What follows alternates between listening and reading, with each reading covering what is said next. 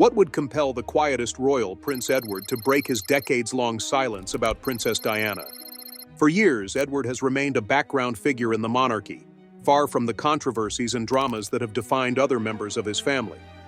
Yet in a stunning turn of events, the youngest Windsor has stepped into the spotlight with revelations that promise to stir the already turbulent waters of Diana's legacy. Why now? What could Edward, often considered the peacemaker of the family, have to say about the people's princess that has left the public divided? And more importantly, how will his comments reshape the narrative surrounding Diana's story and the royal family's ongoing struggles with her shadow? Let's dive into details. It wasn't supposed to happen like this. The royal family had spent decades carefully controlling the narrative, shrouding their inner workings in an almost impenetrable veil of tradition, protocol, and quiet discretion. But in a world that thrives on revelations and thrives even more on scandal, the unexpected voice of Prince Edward, soft-spoken, often overlooked and typically uncontroversial, shattered the calm. His silence on Princess Diana, long maintained and deeply ingrained, finally broke, and the words he uttered left the world stunned. The public has always viewed Diana as a tragic figure, a young woman thrust into a rigid, antiquated institution that couldn't handle her brilliance or her humanity. To many, she was a martyr to a monarchy that demanded more than anyone could reasonably give.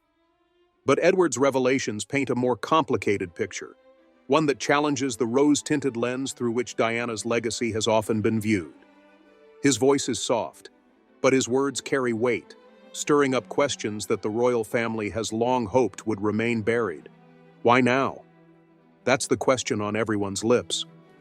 Why, after decades of carefully cultivated silence, has Edward chosen this moment to speak? The timing is curious, almost calculated. After all, the Windsors have faced relentless public scrutiny in recent years, from allegations of family tensions to controversies that have strained their image. And yet, this wasn't leaked through palace insiders or revealed in an unauthorized biography. Edward's comments were deliberate, measured, and delivered with the precision of someone who knew the world would be listening. For years, Edward had been the quiet one, content to let his older siblings dominate headlines while he focused on his own path, far removed from the limelight. He avoided the controversies that plagued Charles and Diana's marriage and sidestepped the drama that engulfed Andrew's later years. His role in the family was one of quiet dignity, the dependable younger brother who followed the rules without drawing attention. But his silence wasn't born of ignorance. If anything, Edward was one of the few royals who truly understood the storm brewing behind palace walls during Diana's years. To understand Edward's perspective, you have to step back to the 1980s, the era when Diana first entered the royal family.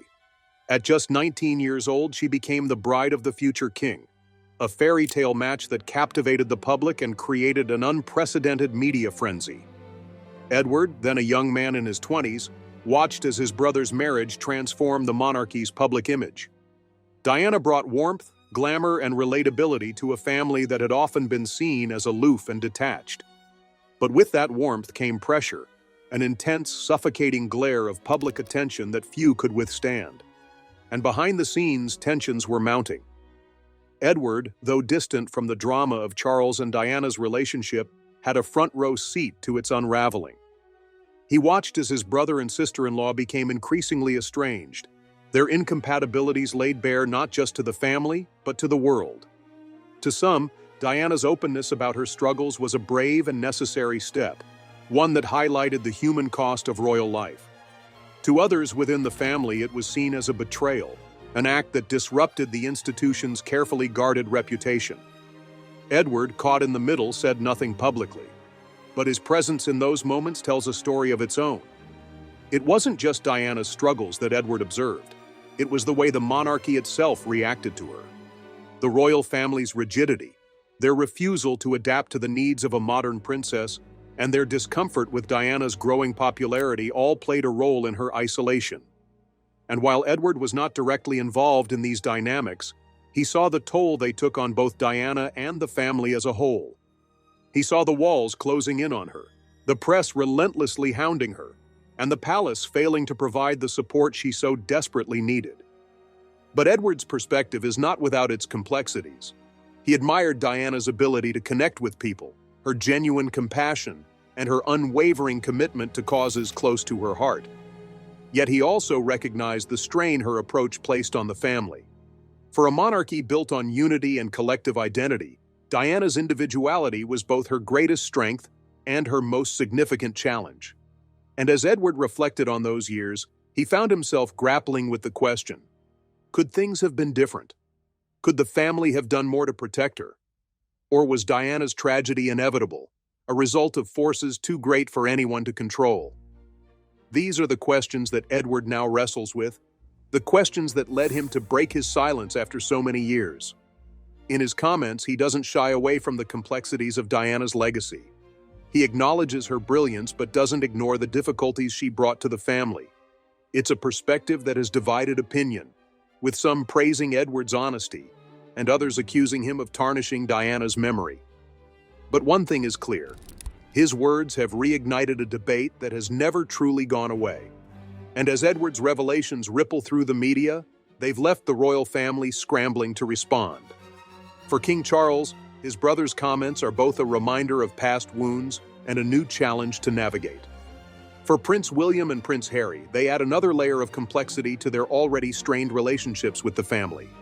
And for the public, they force a re-examination of Diana's story, a story that has been both a source of inspiration and a cautionary tale for decades. For Edward, the days following Diana's death were marked by a silence deeper than grief. The world wept openly. The streets of London overflowed with flowers and mourners, and the royal family faced an outcry unlike anything they had ever experienced. The criticism was sharp, unforgiving. Why had the Windsors seemed so distant, so cold, in the face of such a tragedy? The Queen eventually addressed the nation, but it was Edward's quiet demeanor that left many wondering what he truly felt. His silence was not out of indifference, but a calculated choice, one that carried both personal and institutional weight. In private, Diana's death created shockwaves within the family. Charles was visibly shaken, grappling with the loss of the mother of his children while navigating the media frenzy surrounding her passing. For William and Harry, the loss was unspeakable, their grief compounded by the relentless cameras capturing their every move. Edward, meanwhile, remained on the sidelines, offering his support where he could but keeping his thoughts tightly guarded. He was not the kind of man to seek the spotlight, especially not in moments of such profound pain. But this silence did not mean Edward was unaware of the tensions building around him. In the weeks following Diana's death, discussions within the family turned toward her legacy and what it meant for the monarchy. There was an unspoken understanding that Diana's death had changed everything. She had humanized the royal family in ways that few had expected, but she had also exposed its flaws. For Edward, this duality was hard to reconcile. On the one hand, Diana's ability to connect with people was undeniable. On the other, her openness about her struggles had brought the monarchy to its knees. Still, Edward said nothing. He observed as the family tried to navigate this new reality, a reality in which Diana's shadow loomed large over every decision they made. Her legacy was a double-edged sword. It brought the royals closer to the people, but it also set a standard they could never hope to meet.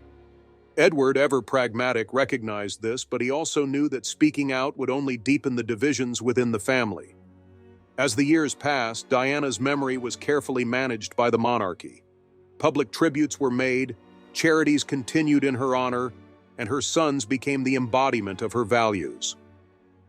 Edward watched this unfold from the periphery, his own role in the family becoming more defined, yet less public. He focused on his duties, attending events, and supporting the Queen, all while maintaining the quiet dignity he had always been known for. But even as the public celebrated Diana's life, the family's private grief remained unresolved. For Edward, the greatest challenge was watching his nephews grow up without their mother. He saw the pain in their eyes during public appearances, the way they carried the weight of her loss. It was a pain he understood, though in a different context. As the youngest child of the Queen, Edward had often felt the pressures of royal life, but had managed to stay out of the fray. William and Harry, however, had no such luxury. Their every move was scrutinized, their every word compared to the legacy of a woman they barely had time to know. In the early 2000s, as William and Harry stepped into adulthood, the public's interest in Diana's story remained as strong as ever. Documentaries were made, books were written, and interviews were given, all attempting to piece together the puzzle of her life and death. Edward, however, stayed silent. He watched as Charles faced renewed criticism, as William struggled to balance his royal duties with his personal life, and as Harry began to rebel against the constraints of the monarchy. Through it all, Edward remained the steady hand in the background, never wavering from his commitment to the institution. His silence, however, was not without its critics. Some saw it as a lack of empathy, a refusal to acknowledge the profound impact Diana had on the family and the world. Others believed it was a sign of loyalty, a testament to Edward's belief that the royal family's unity was more important than any individual. Whatever the reason, Edward's decision not to speak out kept him out of the headlines, but it also allowed the questions about his true feelings to linger. And then there were the rumors, whispers of private conversations in which Edward had expressed frustration with the way Diana's story had been told. Some claimed he felt her legacy had overshadowed the work of the rest of the family, that her memory had become a burden rather than a blessing. Others suggested he harbored a deep respect for Diana, but felt conflicted about the choices she made. These rumors, of course, were never confirmed. Edward himself refused to address them, leaving the public to speculate. What is certain is that Edward's silence during this period was not a sign of indifference. It was a reflection of his understanding of the delicate balance the royal family had to maintain. Diana's story was not just a personal tragedy. It was a symbol of the monarchy's struggles and its resilience. For Edward, acknowledging this publicly would have been both a risk and a responsibility he was not yet ready to take on. But as the years turned into decades, the weight of this silence grew heavier. Edward watched as Diana's sons began to forge their own paths, each shaped in different ways by her influence. William embraced his role as the future king, carrying on his mother's charitable work with a sense of duty and determination. Harry, on the other hand, took a more rebellious route, openly criticizing the family and stepping away from royal life altogether. Edward saw in their actions the echoes of Diana's spirit, her compassion, her courage, and her unwillingness to conform. Still, Edward remained in the background, his thoughts and feelings a mystery to all but those closest to him. But the world was changing, and the demand for transparency and honesty was growing louder. For a family that had built its reputation on discretion and tradition, this was an uncomfortable shift. And for Edward, it raised a question he had avoided for years. Could he continue to stay silent, or was it time to finally speak his truth? The turning point wasn't dramatic.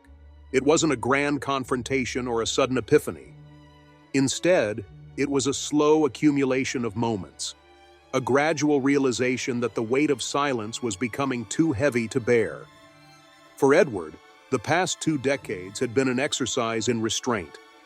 He had watched the world dissect Diana's life and legacy, her name invoked in moments of triumph and controversy alike. But what troubled him most was the way her story had been weaponized, used to criticize, divide, and in some cases destroy the very family she had once been a part of. Edward's decision to speak out wasn't impulsive. It came after years of watching his nephews struggle under the shadow of their mother's memory. William, ever the dutiful son, carried the mantle of Diana's legacy with pride, but also with an unspoken burden. He was constantly compared to her, his every action seen as a reflection of her influence. Harry, on the other hand, had openly rebelled against the weight of expectations. His departure from royal life, alongside Meghan Markle, had been a seismic moment for the monarchy, one that reignited debates about Diana's treatment and the family's failures. For Edward, these moments were deeply personal. He had been there, quietly supporting his nephews in the background, offering advice and guidance when needed. But he had also felt the growing divide within the family. The tension between William and Harry had become impossible to ignore, and Diana's name was often at the center of their disagreements. For Edward, this was a painful reminder of the fractures that had begun long before Diana's death, a reminder of how the family's inability to adapt had caused irreparable harm. The world outside the palace walls wasn't making things any easier. Public fascination with Diana had never waned, but in recent years it had taken on a new intensity. Documentaries, books, and interviews continued to revisit her story, often casting the royal family in an unflattering light. For Edward, this was frustrating not because of the criticism, but because of the lack of nuance. Diana's story was complex, layered, and deeply human, but it was often reduced to a simplistic narrative of victimhood and villainy. Edward had seen firsthand the moments of joy and connection that Diana had brought to the family, but he had also witnessed the challenges her approach had created. What finally pushed Edward to speak wasn't one moment, but a series of them. The growing polarization of public opinion, the constant comparisons between Diana and the younger royals, and the increasing scrutiny of the family's actions all played a role. But perhaps the most significant factor was the realization that silence was no longer an option. Edward understood that by remaining quiet, he was allowing others to control the narrative, a narrative that, in his view, didn't fully capture the truth. When Edward finally broke his silence, it was with the kind of calm and measured tone that had always defined him. There was no grand press conference, no dramatic tell-all interview. Instead, his words came during a rare and carefully orchestrated conversation, one that allowed him to share his perspective without overshadowing the family's broader mission. The moment was understated, but its impact was immediate. Edward's comments weren't inflammatory, but they were honest, and they carried a weight that only years of silence could give. Edward began by acknowledging Diana's profound impact, both on the royal family and the world at large. He spoke of her ability to connect with people, her compassion and her courage in addressing issues that others were afraid to confront. But he also addressed the challenges she faced within the family, challenges that he believed were exacerbated by a lack of understanding on both sides. For Edward, Diana's struggles weren't just the result of the family's rigidity, they were also a reflection of the impossible expectations placed on her. What made Edward's words so striking was their balance. He didn't shy away from acknowledging the mistakes made by the family, but he also didn't portray Diana as a flawless figure. Instead, he presented her as a deeply human individual, one who faced extraordinary circumstances with grace, but also with moments of vulnerability and imperfection. For Edward, this was the truth that had been missing from the conversation for so long, a truth that honored Diana's legacy without ignoring its complexities. But Edward's comments didn't stop there. He also addressed the way Diana's story had been used to criticize the family in the years since her death. He spoke of the pain this had caused, not just for the family, but for William and Harry in particular. For Edward, this was one of the greatest tragedies of Diana's legacy. The way her memory, instead of bringing the family closer together, had often been a source of division. He called for a more nuanced understanding of her life, one that recognized both her triumphs and her challenges. The reaction to Edward's comments was swift and divided. Some praised his honesty, seeing it as a long-overdue acknowledgement of the family's failures.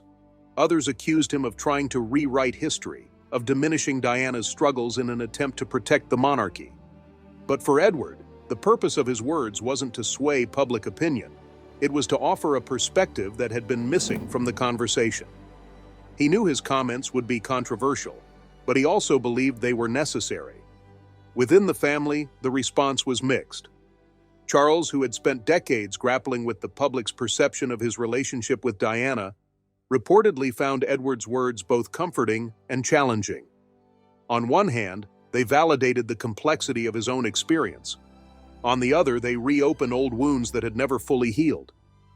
For William, Edward's comments were a reminder of the delicate balance he had to maintain as the future king, a balance between honoring his mother's legacy and forging his own path. For Harry, however, the reaction was more visceral. He saw Edward's words as an attempt to downplay the struggles his mother had faced, and the rift between the brothers grew even wider. But Edward wasn't deterred. For him, this wasn't about winning public approval or avoiding criticism. It was about setting the record straight. He believed that by acknowledging the complexities of Diana's story, he could help the family move forward. It wasn't about erasing the past, but about learning from it, about understanding how the choices made decades ago continue to shape their lives today. And yet, even as Edward's words sparked new debates and fresh scrutiny, they also raised new questions. If this was the beginning of a more open conversation about Diana's legacy, what other truths might come to light? And how would the family navigate this new era of transparency without losing the sense of unity they so desperately needed? As the dust began to settle, the impact of Edward's words lingered like an unspoken tension at a family gathering. His carefully measured comments, delivered with a tone of reflection and honesty, had done more than just stir public debate.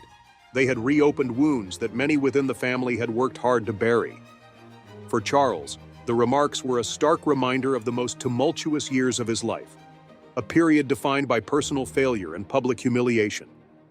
The world's memory of Diana as the people's princess often cast Charles in a harsher light, and now Edward's perspective added a new layer to that narrative. For William and Harry, the reactions couldn't have been more different.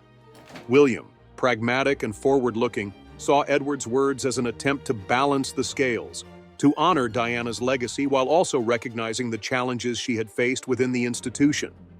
It was a perspective he could appreciate, even if it didn't fully align with his own. Harry, on the other hand, viewed the remarks as yet another example of the family attempting to control Diana's story.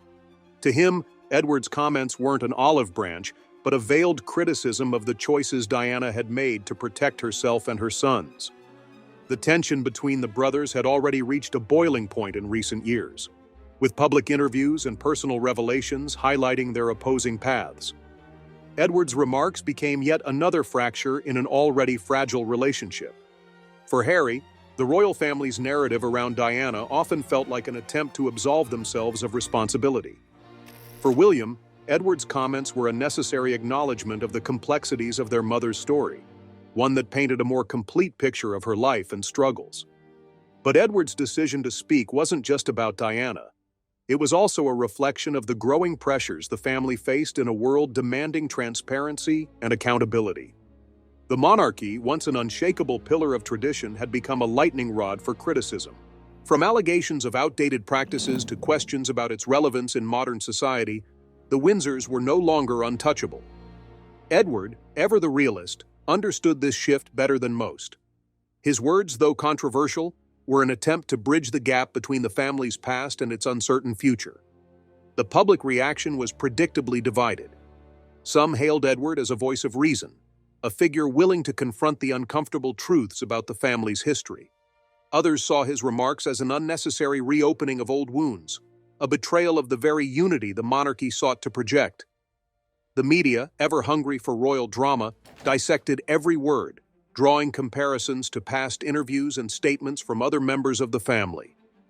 Edward, however, remained resolute. For him, the goal wasn't to spark controversy, but to foster understanding, a chance to move forward without erasing the past. Within the palace walls, the fallout was more subdued but no less significant. The Queen, always the steady hand in times of turmoil, was reportedly both disappointed and understanding. She had lived through countless scandals and controversies, each one a reminder of the monarchy's resilience. But even she recognized that Edward's remarks signaled a shift, a move toward a more open and reflective family dynamic. Whether this shift would strengthen or weaken the monarchy remained to be seen. Charles, now king and tasked with navigating the challenges of a modern monarchy, found himself in a precarious position. On the one hand, he appreciated Edward's intent to humanize the family, to present a more balanced view of their history. On the other hand, he couldn't ignore the implications of reopening discussions about Diana, a topic that had long been a source of personal and public pain. For Charles, the challenge was clear: how to honor Diana's legacy without letting it overshadow the family's future. For Edward, the most surprising aspect of the fallout was the support he received from unexpected corners. Friends and acquaintances who had known Diana during her lifetime reached out, expressing gratitude for his honesty and balance. They appreciated his willingness to address the nuances of her story, to acknowledge her humanity without resorting to idolization or vilification. For Edward, these responses reinforced his belief that his decision to speak was the right one, even if it came at a personal and familial cost. But the most profound impact of Edward's remarks wasn't felt within the palace or even in the media. It was felt in the public's evolving perception of Diana and the royal family as a whole. For years, Diana's story had been framed in black and white: hero versus villain, victim versus institution. Edward's comments added shades of gray, reminding the world that the truth was far more complex. Diana was neither a perfect saint nor a complete victim. She was a human being navigating extraordinary circumstances, making choices, some good, some flawed, in the face of immense pressure. As the weeks turned into months, the family began to regroup. Public appearances resumed, charity events carried on, and the focus shifted to the next chapter in the monarchy's story. But the questions raised by Edward's remarks didn't disappear. They lingered in the background, a quiet reminder of the family's ongoing struggle to reconcile its past with its future. For Edward, this was both a victory and a challenge. He had done what he set out to do: spark a conversation, provide a perspective, but he also knew that the hardest part was yet to come. Because the truth, as Edward had come to realize, was that Diana's story wasn't just about the past. It was about the present and the future. It was about the family's ability to learn from its mistakes, to adapt to a changing world, and to find unity in the face of division. For Edward, this was the ultimate goal: not to rewrite history, but to ensure that its lessons were never forgotten. And so, as the royal family continued to navigate the fallout of his remarks, Edward found himself reflecting on the journey that had brought him to this point. He thought about the moments he had stayed silent, the times he had chosen to speak, and the impact those choices had made. He knew that his decision to break his silence would forever be a part of his legacy, a legacy shaped not by his position in the family, but by his willingness to confront the truth, no matter how difficult. The echoes of Edward's words lingered far longer than anyone could have anticipated.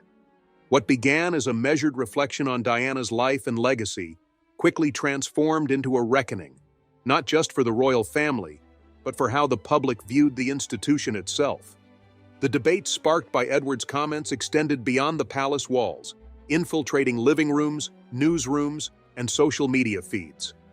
Everyone, it seemed, had an opinion, and the conversations that followed revealed just how deeply Diana's story continued to resonate. For many, Edward's perspective was refreshing. In a family often criticized for its stoic detachment, his willingness to speak openly felt like a step forward.